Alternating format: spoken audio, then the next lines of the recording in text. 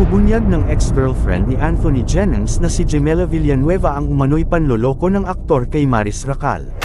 Mga ka-showbiz, isang kontrobersyal na kwento ang lumutang ngayon sa social media matapos ibinunyag ng ex-girlfriend ni Anthony Jennings na si Gemela Villanueva ang umano'y panloloko ng aktor kay Maris Racal. Ano nga ba ang punot dulo ng isyong ito? Alamin natin ang buong detalye.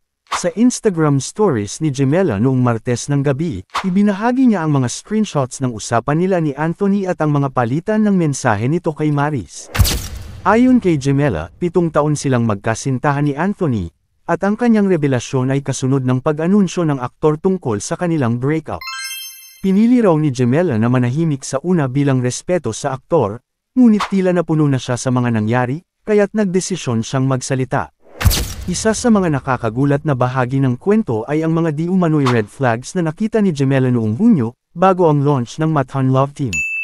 Ayon sa screenshots, nagkaroon ng mga mensaheng tila nagpapakita ng malapit na relasyon nina Anthony at Maris.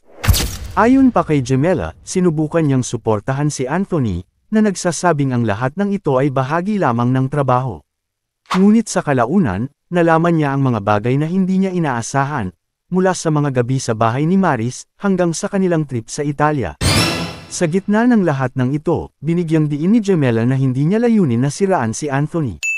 Sa halip, ginawa niya ang mga IG stories na iyon upang makapag-move on at mabawi ang lakas niya. Ngunit marami sa mga tagahanga ang nagtatanong, may katotohanan nga ba sa mga akusasyong ito? Parehong nananatiling tahimik sina Anthony at Maris tungkol sa isyu, ngunit ang mga screenshots na inilabas ni Gemela ay tila nagbibigay ng bagong liwanag sa kontrobersyang ito. Habang patuloy ang paglutang ng mga impormasyon, maraming netizens ang nagbigay ng kani-kanilang opinyon. May mga sumusuporta kay Gemela, ngunit mayroon ding nagtatanong kung bakit ngayon pa niya inilabas ang mga detalye. Sa kabilang banda, nananatili ring usap-usapan ang Mathan Love Team, na kahit may kontrobersya, ay bahagi ng upcoming Metro Manila Film Festival entry. Mga ka-showbiz, habang naghihintay tayo ng opisyal na pahayag mula kina Anthony Jennings at Maris Racal, isang bagay ang malinaw, ang kwentong ito ay nagbigay liwanag sa maraming aspeto ng relasyon at showbiz culture. Ano ang opinyon ninyo tungkol dito? May kasalanan nga ba?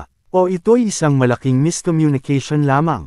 E-comment ang inyong saloobin at huwag kalimutang i-like at i-subscribe para sa iba pang maiinit na showbiz balita.